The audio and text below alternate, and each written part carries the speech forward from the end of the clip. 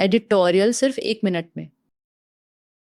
India का flexible inflation targeting framework, जिसका target 4% plus minus 2% है, मार्च में एक्सपायर होने से पहले रिव्यू किया जा रहा है। मुख्य सवाल हैं हेडलाइन या कोर इन्फ्लेशन, आखिर कितनी महंगाई ठीक है और इन्फ्लेशन का बैंड कितना हो।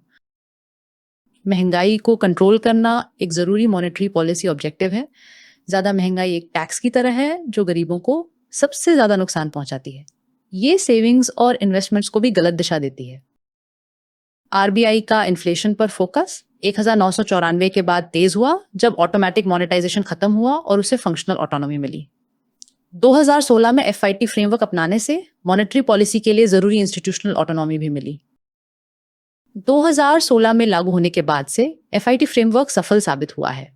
कई आर्थिक झटकों के बावजूद इंडिया की महंगाई काफी हद तक रेंज में रही है, जो इस पॉलिसी की प्रभावशीलता को दर्शाता है। हेडलाइन या कोर इन्फ्लेशन किसी टारगेट करें, ये एक जरूरी बहस है।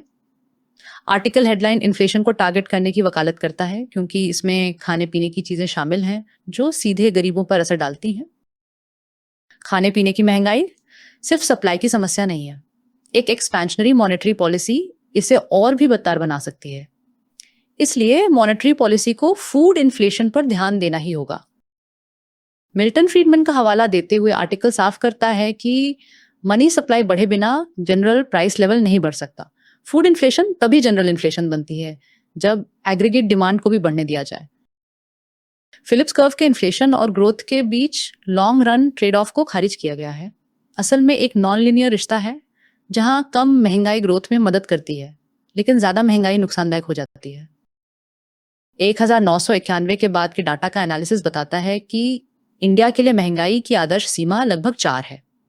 6 से ऊपर ग्रोथ तेजी से गिरती है। इसलिए इन्फ्लेशन टारगेट को 4 से ऊपर बढ़ाने का कोई आधार नहीं है।